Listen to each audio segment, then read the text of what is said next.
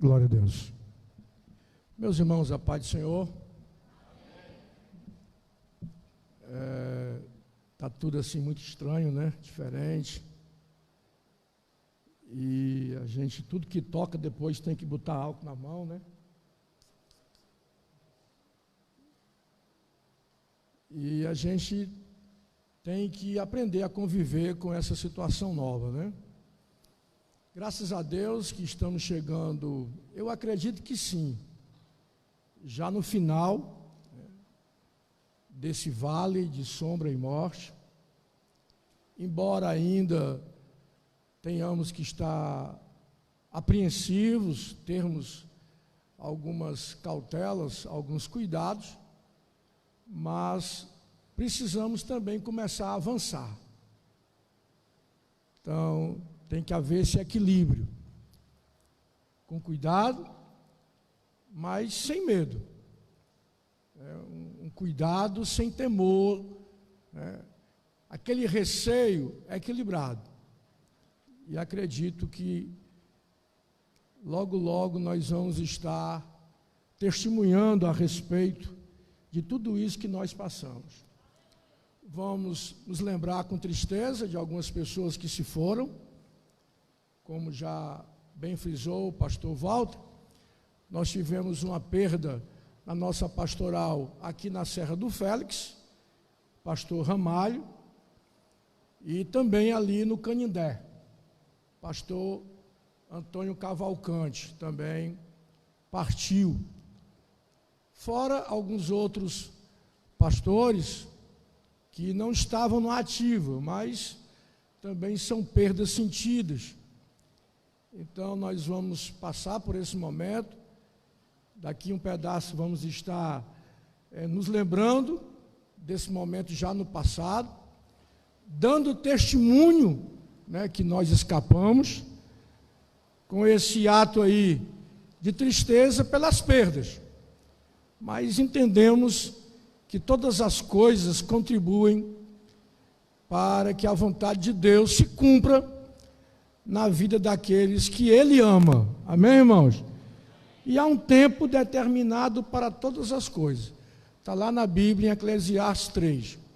Então, se chegou o tempo desses irmãos partirem, estão com Jesus. Se o tempo nosso é ficar aqui ainda, vamos aproveitar esse tempo e vamos trabalhar mais e produzir mais e sermos melhores crentes. Amém? Bem, dito isso, eu quero compartilhar uma palavra com você, uma palavra de otimismo. Eu quero pedir a você, se você está com a Bíblia, para a gente ler.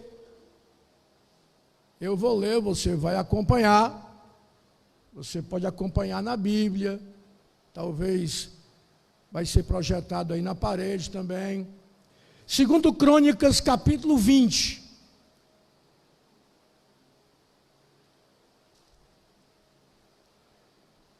Eu vou falar baseado nos 22 primeiros versículos desse capítulo.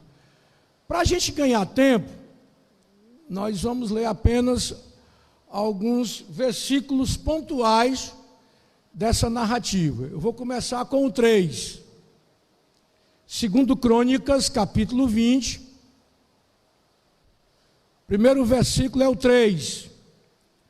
Diz assim: Então Josafá temeu e pôs-se a buscar o Senhor e apregoou jejum em todo o Judá. Agora vamos ler o 14.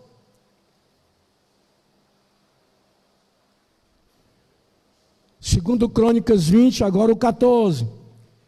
Então veio o Espírito do Senhor no meio da congregação sobre Jaaziel, filho de Zacarias, filho de Benaías, filho de Jeiel, filho de Matanias, levita dos filhos de Asaf.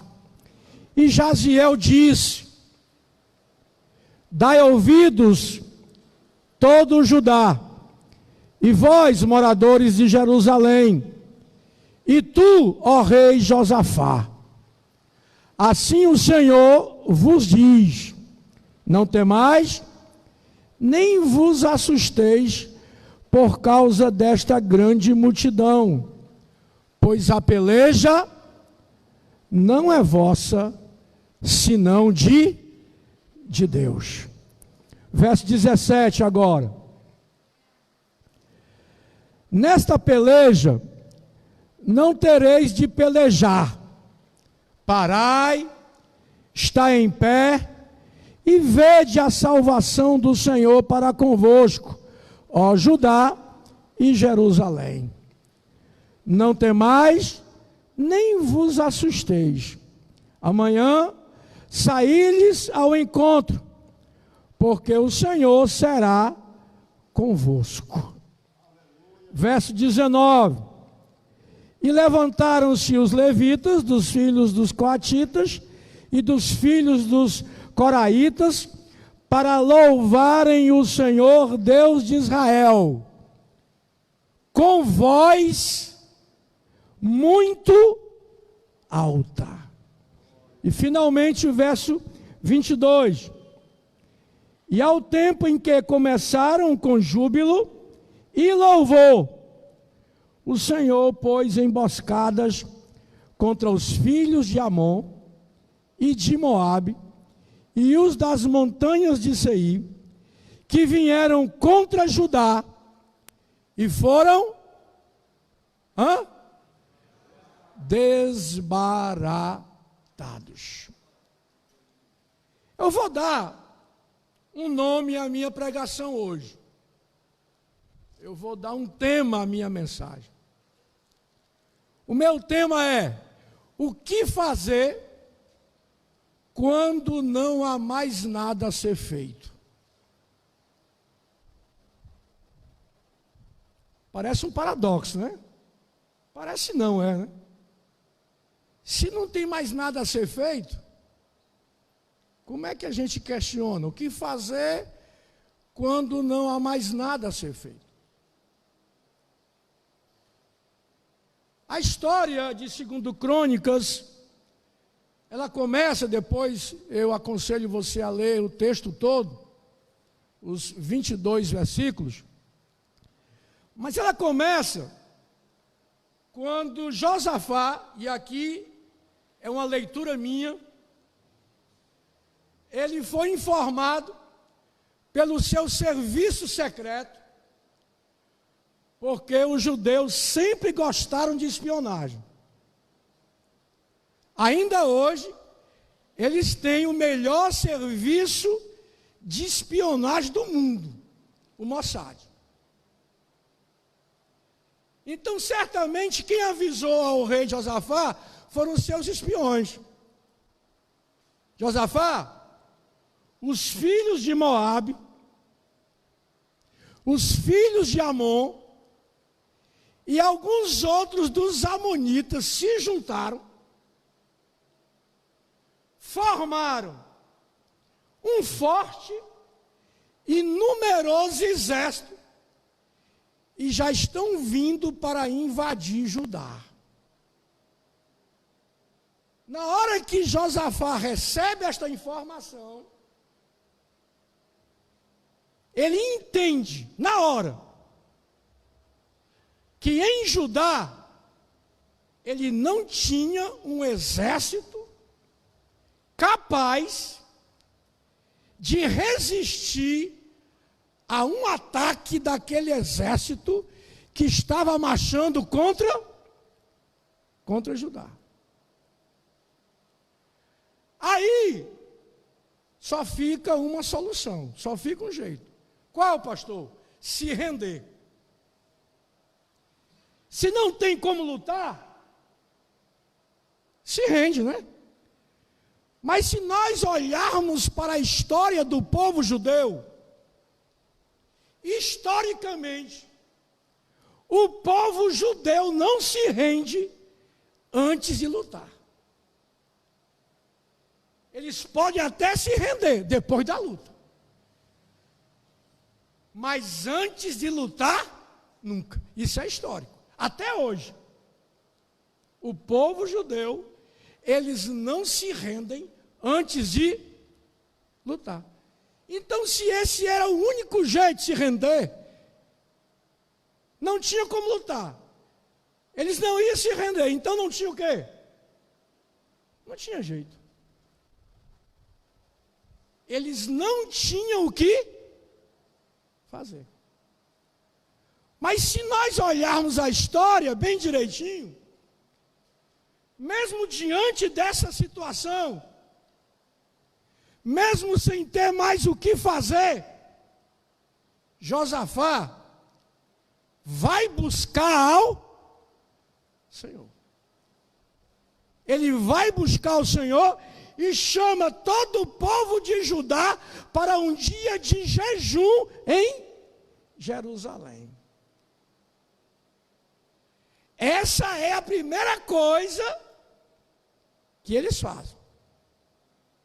Não tinha nada aparentemente a ser feito. Não tinha como resistir. Se render não era uma opção. Mas eles foram orar. Queridos, essa é uma palavra de Deus para nós hoje. Quando você se deparar com uma situação, pastor, eu já fiz tudo que podia fazer.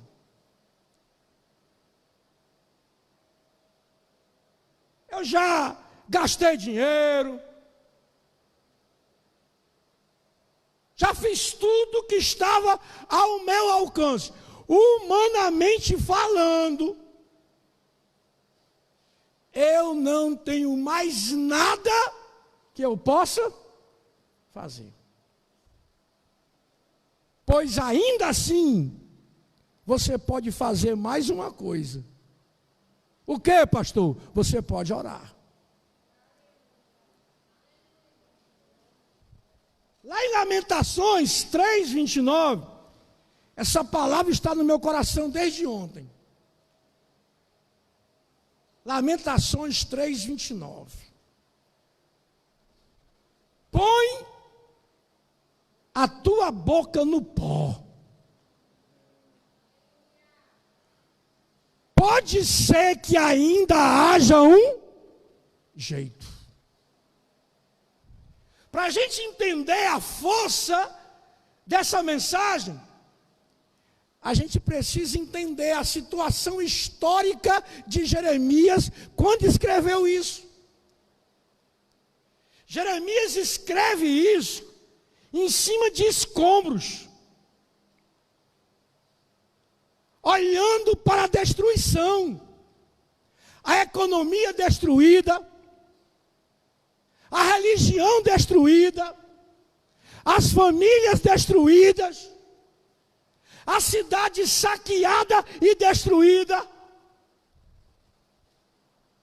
Lá no verso 21, ele diz assim: eu preciso encontrar na minha cabeça aqui, na minha memória, nas minhas lembranças, alguma coisa que possa gerar esperança.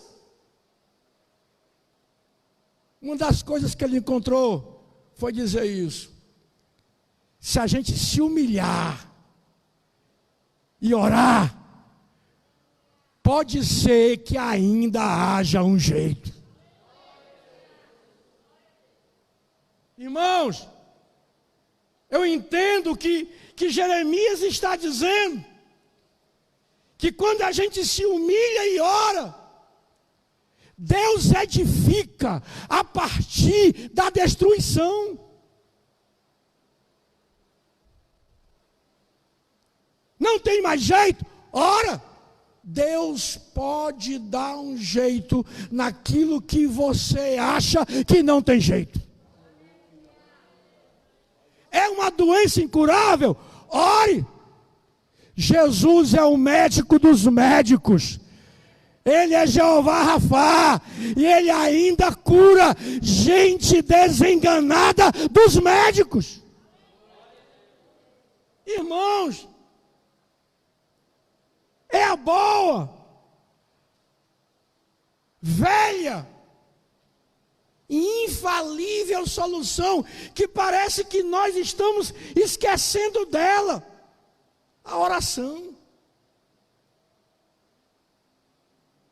Quando o crente ora, e ora com sinceridade, quando a oração do crente é pautada na vontade de Deus, as coisas acontecem. Ele muda a história, abre portas que estão fechadas há muito tempo, destrona reis, converte os ímpios. Quando a gente ora, milagres acontecem. Alguém já disse que a oração é a respiração natural da vida cristã. Alguém pode viver sem respirar, irmãos? Deixa eu perguntar de novo. Alguém pode viver sem respirar? Se parar de respirar, acontece o quê? Morre. Então, se a oração é a respiração natural da vida do crente, como é que deve estar um crente que não ora? Morto.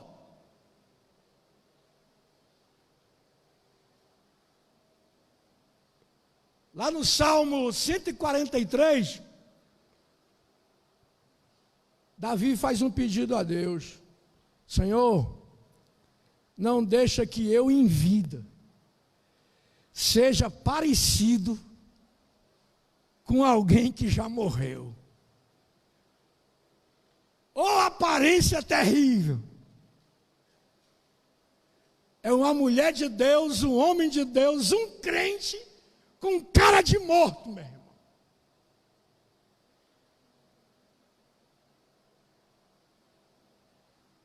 Josafá orou com o povo. E nós conhecemos a história.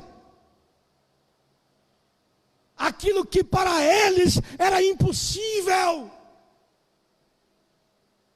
Deus estendeu a sua mão e tornou possível. Deus desbaratou os inimigos do seu povo, porque o seu povo orou. Quem recebe esta palavra aí, dá glória a Deus. O que fazer? Quando as coisas aparentemente não tem jeito. O que fazer? Quando diante de você as coisas parecem ser impossíveis. Interessante que o povo orando,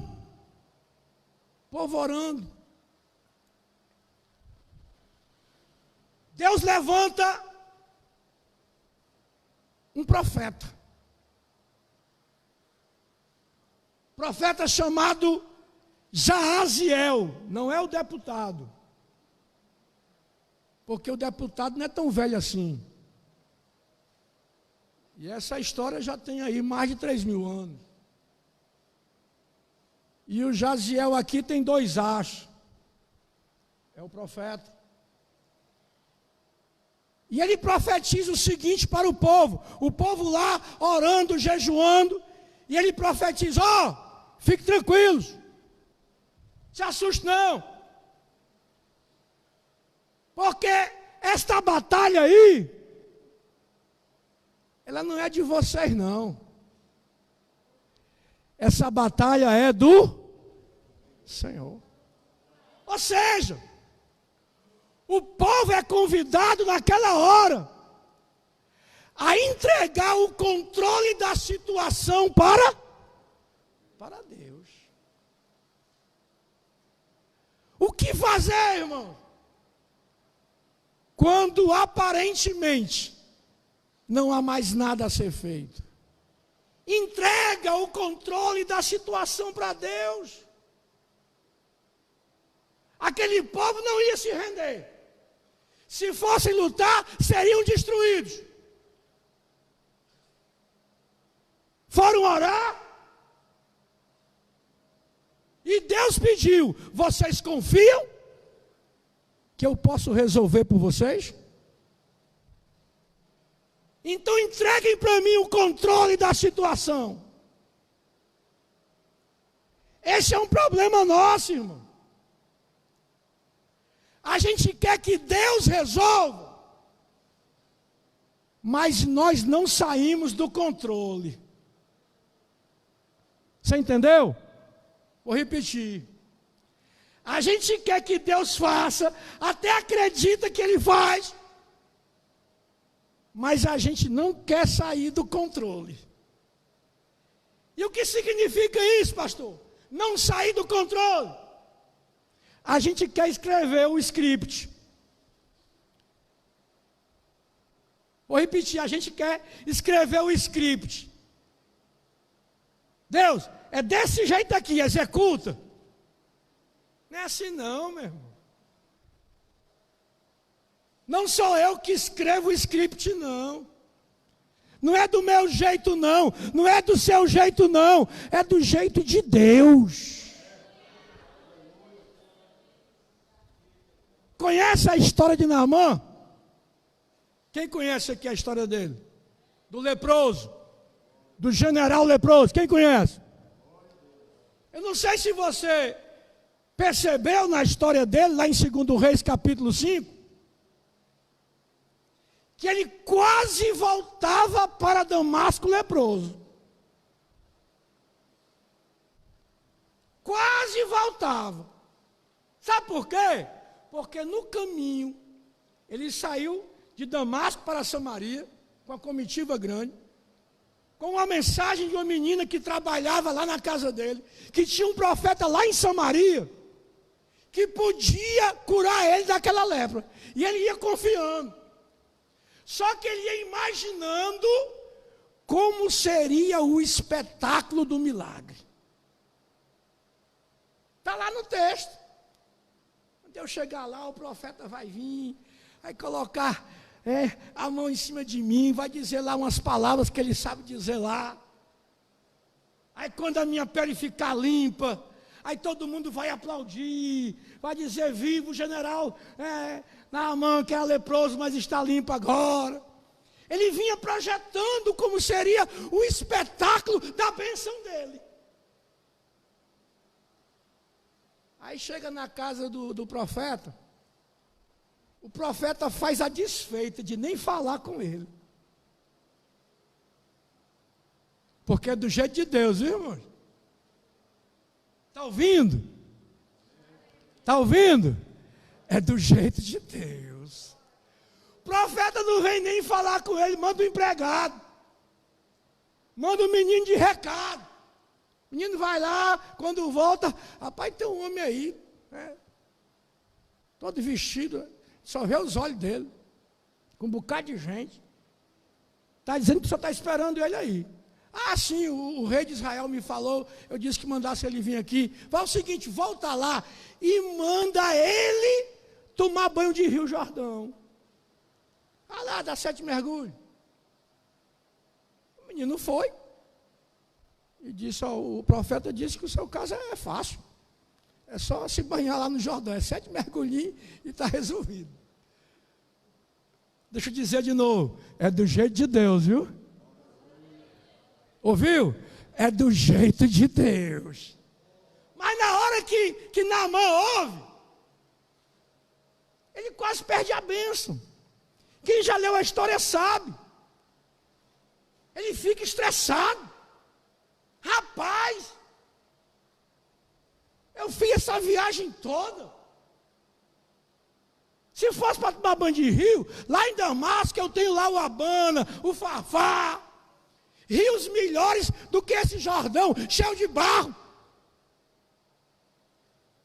Mas ainda bem, irmãos, que Naamã andava com gente sensata.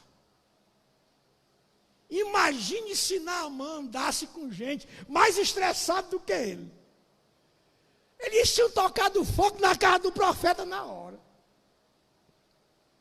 Mas na hora que Naamã quis se estressar, se chatear, e ir embora leproso, chegou 2 moços que estavam com ele. Meu senhor, calma aí, rapaz. Nós viemos de tão longe, rapaz. Se o negócio é só tomar banho de Rio Jordão, bora lá, rapaz. O máximo que pode acontecer contigo, Naamã, é tu entrar um leproso enxuto e sair um leproso molhado. Mas que é isso? Pior não fica não, cara. Pior do que tu tá, não fica não, Naamã. E tem gente que ainda fica botando banca para receber a bênção de Deus, irmão. Vou repetir de novo. É do jeito de Deus, meu irmão. É do jeito de Deus. Não é você que escreve o script, é o Senhor que executa a sua vontade. Receba esta palavra e dê glória a Deus, meu irmão. Naamã convencido. E aqui eu vou até parar um pouquinho para recomendar. Ande com pessoas sensatas, viu? Ande com pessoas de bem. Selecione as suas companhias. Porque os conselhos que nós ouvimos, naqueles momentos mais difíceis, eles nos influenciam para o bem ou para o mal. Aí vai depender das suas companhias. O teu companheiro, o teu amigo, com quem você anda, é um filho de Deus ou é um filho do capeta? Ainda bem que Naamã andava com gente sensata, convencido por eles, foi até o Jordão, mergulhou 7 vezes, e no 7º mergulho a Bíblia é enfática. O leproso Naamã mergulhou leproso, mas quando se levantou do mergulho do 7º, a Bíblia diz exatamente assim: a pele dele se tornou como a pele de um bebê, de um recém-nascido. Porque quando a gente se submete à vontade de Deus, a vontade de Deus é boa, a vontade de Deus é perfeita e nos abençoa de tal forma que a bênção dele vai nos tornar pessoas felizes, realizadas. Amém, irmãos? E Deus ali, usando Jaziel, pediu o controle da situação. E o povo entregou a Deus. E Deus entrou na batalha.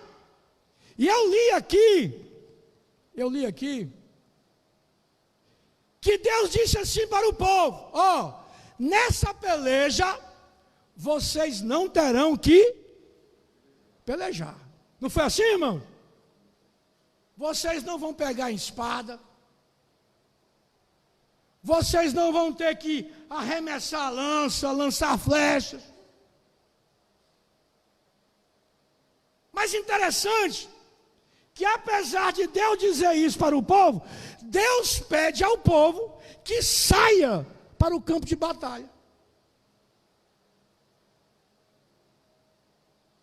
E durante algum tempo eu li essa história e essa parte eu não entendia.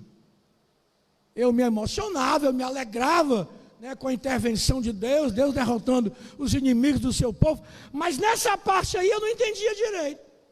Para que esse povo no campo de batalha, se o povo não ia batalhar? Até que um dia, eu lendo essa história, o Espírito Santo ministrou ao meu coração uma compreensão. Eu entendi que Deus exigiu Apesar do povo não ter que pegar espada, lançar lança, arremessar flecha, Deus exigiu o povo no campo de batalha, porque Deus, ouça o que eu vou dizer, Deus não batalha por quem fica em casa. E por favor, qualquer semelhança aí com isolamento social é mera coincidência. Mesmo porque Deus me deu essa compreensão há muito tempo, antes da pandemia. Na verdade, esse entendimento me veio no sentido de que esse Deus não batalha por quem fica em casa, significa que Deus não age por aqueles que não fazem a sua parte.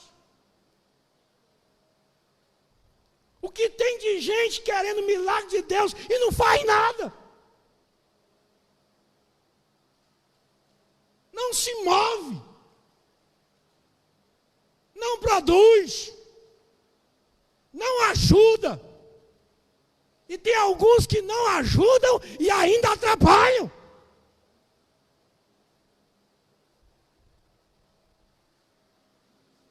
O que fazer quando não há nada a ser feito? Eles oraram, entregaram o controle da situação para Deus e obedeceram, fizeram a parte deles. Eles saíram para o campo de batalha. Hoje, nós vivemos numa igreja,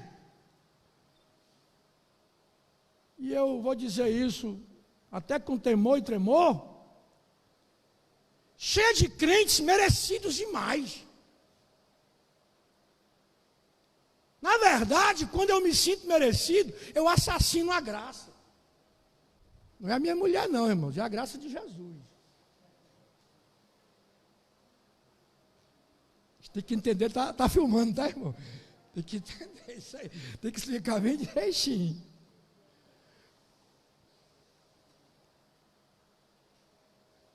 Porque a graça de Deus nos diz que eu não mereço nada.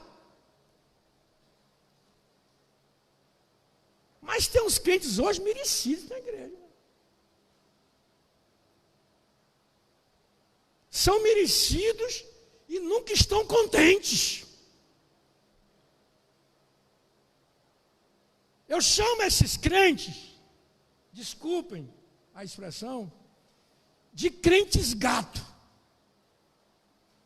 Não é porque é bonito não, viu? O crente gato é aquele que é comendo e miando. Ele não se conforma. E tem uma coisa, tem uma mania de comparar a bênção dele com a dos outros. Deus dá a cada um de nós, segundo aquilo que nós precisamos, nem mais nem menos, viu, meu irmão? Ah, pastor, mas eu preciso muito mais e não tenho recebido. Pode até ser que você precise, mas Deus não te dá, porque Deus sabe que se você receber, você não vai saber administrar. Se conforme. Dê glória a Deus. E peça sabedoria, Senhor. Se eu não estou sabendo, não estou recebendo mais, porque tu entende que eu não vou saber administrar, então me dá sabedoria. Foi assim com o filho pródigo, irmãos. Uma coisa vai encaixando na outra.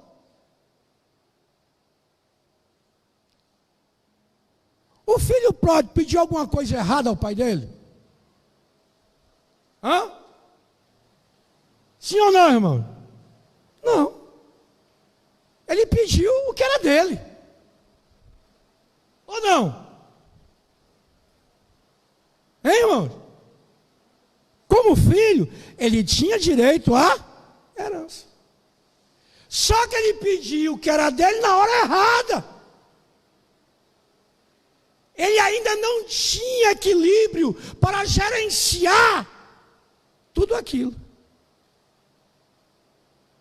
O pai deu o que era dele. Era dele, mas ele recebeu na hora errada. Adiantou as coisas. Não soube administrar, jogou tudo fora. Se contente. Deus está falando conosco aqui, irmãos. Se contente, se conforme com aquilo que Deus tem te dado até hoje. Diga amém. Se for preciso, Ele vai te preparar para você receber mais. Mas Ele só vai nos dar na medida daquilo que nós precisamos para agora, para hoje. E principalmente se isso for ser útil na minha vida espiritual, que é o que importa, é o que vale.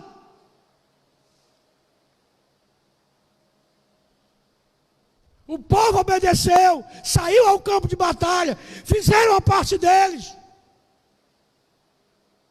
Eu pergunto a você, você tem feito a sua parte?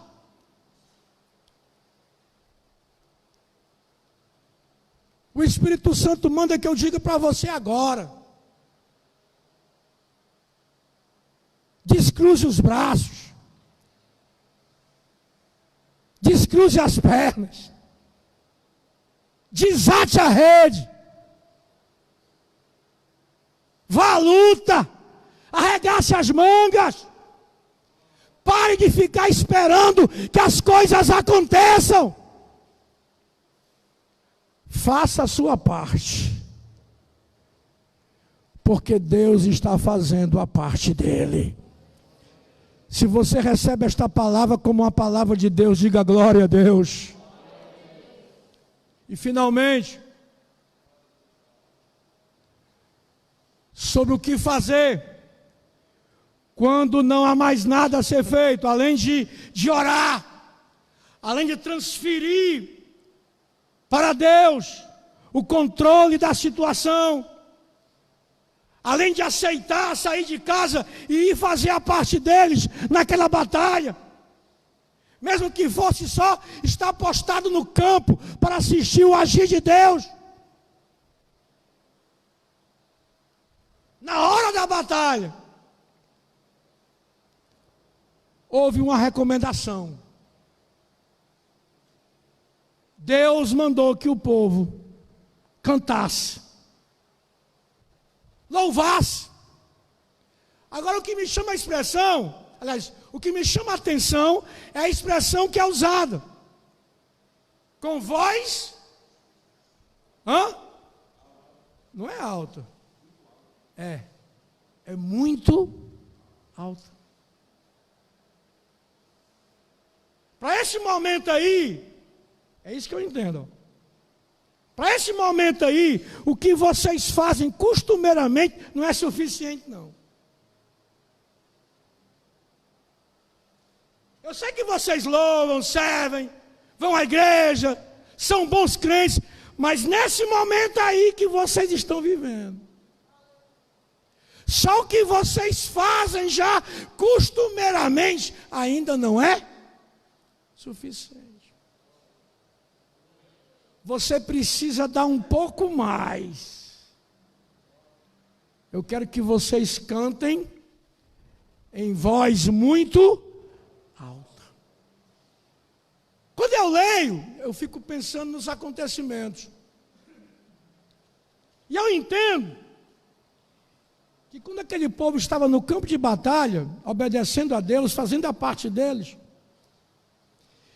que eles avistaram se aproximar aquela multidão inimiga, aqueles soldados armados até os dentes, gritos de guerra, marchando com força. Irmão, nós somos humanos. E mesmo debaixo de uma palavra de Deus, mesmo debaixo de uma promessa de Deus, vem o temor. Ou você vai me dizer que nesses dias de pandemia você não teve medo de morrer nenhuma vez? Eu tive. Sabe quando? Todos os dias. E foi mais forte ainda. E eu tenho palavra de Deus, tenho promessa de Deus, mas eu sou humano.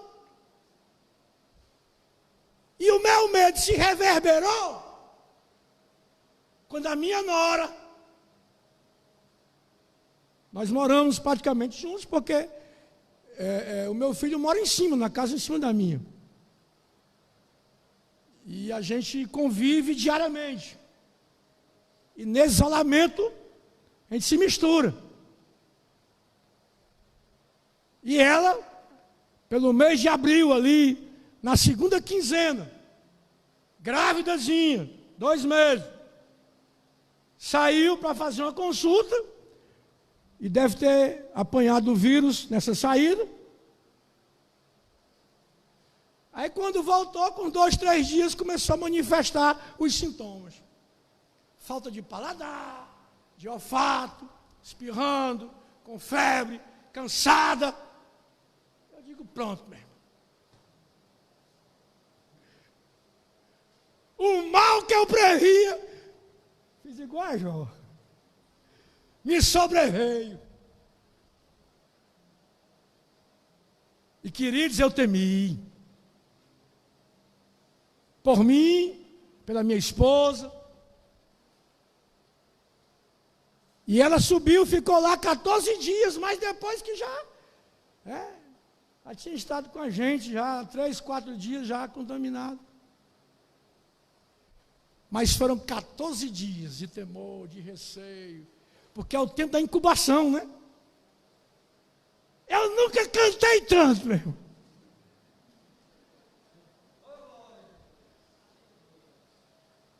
Teve dias que eu amanheci assim, sabe, com medo, achando que era o meu último dia de vida. Aí eu começava a cantar para expulsar o medo. Esse negócio de medo é uma coisa tão séria, que teve vezes, 1, 2 vezes, que eu senti os sintomas, sem ter nada. Mas quando os sintomas vinham, eu começava a cantar, vai embora, miserável. Foi luta, irmão.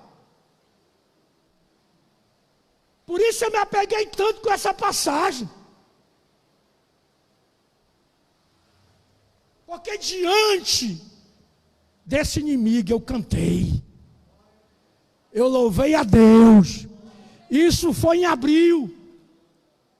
Ela ficou boa e ninguém na minha casa, até hoje, posso dizer como Samuel, lá em 1 Samuel capítulo 7, depois que o povo de Deus venceu os filisteus, ele construiu o altar e diz, Ebenezer, até aqui nos ajudou o Senhor. Pode dizer hoje, até aqui, o meu filho não deixou um dia de dormir com a mulherzinha dele. Não deu nem um espirro até hoje.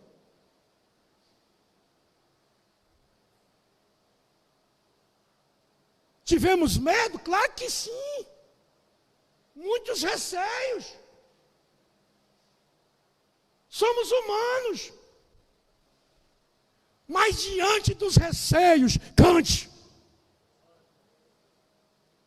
Diante das afrontas do seu inimigo, louve a Deus em voz muito alta. Não baixe a cabeça. Tem crente que prefere a depressão, meu irmão.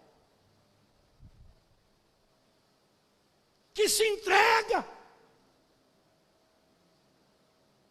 Quando eu era garoto, que a gente estava brigando lá, e o outro estava vencendo, dava lá uma gravata e começava a enforcar a gente.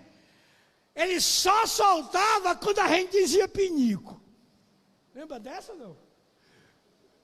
Lembra dessa, pastor? Pois lá em Fortaleza, no colégio que eu estudava, tinha esse negócio. E quando não dissesse pinico, ele ficava lá apertando. Não sei onde foi que arrumaram essa expressão, pinico, para liberar lá a gravata. Mas não diga pinico não, meu irmão. Cante.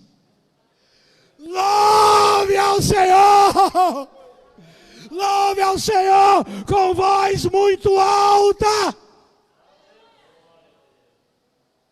Eles não tinham o que fazer, mas louvaram a Deus ainda assim, com voz muito alta. E só para fechar, para encerrar,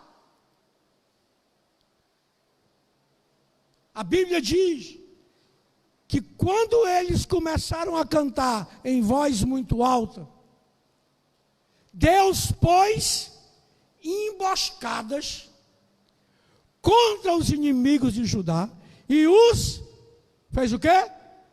Desbaratou. No original é degolou. A versão em português dá uma amenizada.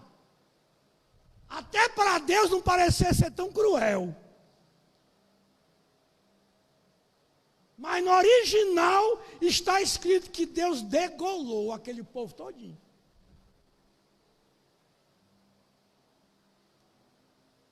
E eu vejo nesse agir de Deus um exemplo para quem quiser se meter com o povo de Deus. Eu vou usar essa batalha, eu vou degolar esse povo, para mostrar a outros povos, outras nações, quando quiserem se levantar contra o meu povo, olha o que acontece. Isso aqui vai ser pedagógico. Irmãos, esse povo aqui, o povo de Deus, tem dono. E ai daquele, ai daquela, seja instituição, seja governo, seja ideologia, ai de quem se levantar contra esse povo. Porque esse povo tem dono. Esse povo aqui é a menina dos olhos de Deus. Deus zela em proteger esse povo. Dá glória a Deus aí, igreja. Tu tens dono e Deus trabalha por ti. Quem recebeu esta palavra aí? Orar, pastor? Vamos ficar em pé, irmãos. Posso cantar um louvor aí para o pessoal?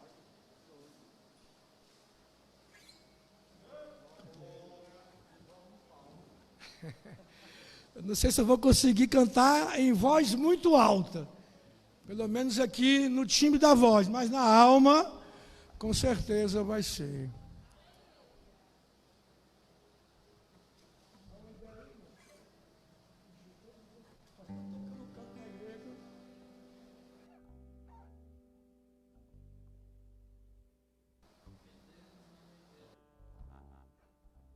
Vocês conhecem? Deus não rejeita a oração. Vamos cantar isso aí. Vocês aí, do louvor. Eu não conheço não, mas eu posso ficar dando glória a Deus aqui.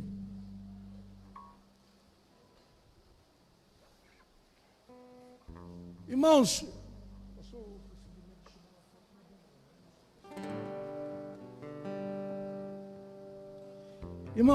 nós não estamos usando ainda esse procedimento de chamar as pessoas na frente, para não aglomerar, né? Ainda precisa ter as cautelas. Mas se você tem uma causa aí, uma enfermidade, um problema pontual, e você gostaria de receber depois desse louvor uma oração específica, depois que o louvor terminar, você vai se ajoelhar aí aonde você está. E nós vamos orar. E Deus vai dar vitória ao seu povo. Mesmo que seja uma coisa que aparentemente não tem jeito, Deus vai dar um jeito. Deus não rejeita a oração.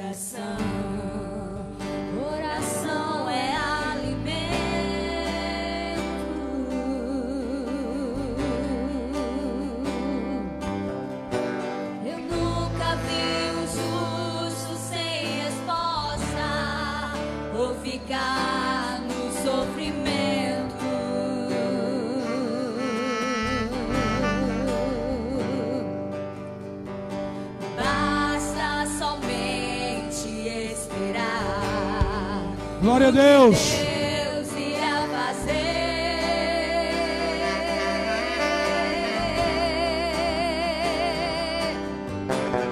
Quando Ele estende as suas mãos, é a hora de vencer. Então louve, simplesmente louve. Tá chorando, louve. Precisando, louve. Tá sofrendo, louve. Não importa, louve. Seu louvor invade o céu. Deus vai na frente, abrindo o caminho, quebrando as correntes, tirando os espinhos, ordena os anjos pra contigo lutar. Ele abre as portas pra ninguém mais fechar. Ele trabalha pra quem nele confia, caminha contigo de noite ou de dia. Erga suas mãos, sua bênção chegou. Comece a cantar com muito louvor, com muito louvor, com muito louvor, com muito louvor, com muito louvor, com muito louvor, com muito louvor, com muito louvor.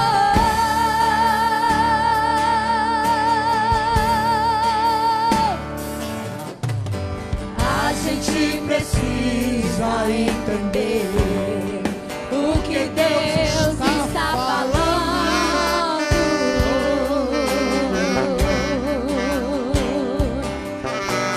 Quando Ele fica em silêncio, é porque está trabalhando.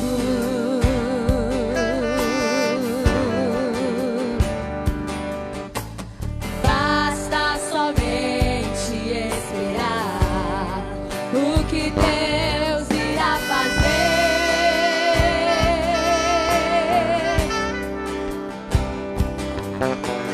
Quando Ele estende as suas mãos, é a hora de vencer. Então louve, simplesmente louve. Tá chorando, louve. Precisando, louve. Tá sofrendo, louve. Não importa, louve. Seu louvor invade o céu. Deus vai na frente, abrindo o caminho, quebrando as correntes, tirando os espinhos, ordena os anjos pra contigo lutar. Ele abre as portas pra ninguém mais fechar. Ele trabalha pra quem nele confia, caminha contigo de noite ou de dia. Erga suas mãos, sua bênção chegou. Comece a cantar com muito louvor, com muito louvor, com muito louvor, com muito louvor, com muito louvor. Adore ao Senhor, exalte ao Senhor, louve ao Senhor. Oh, glória a Deus. Muito louvor,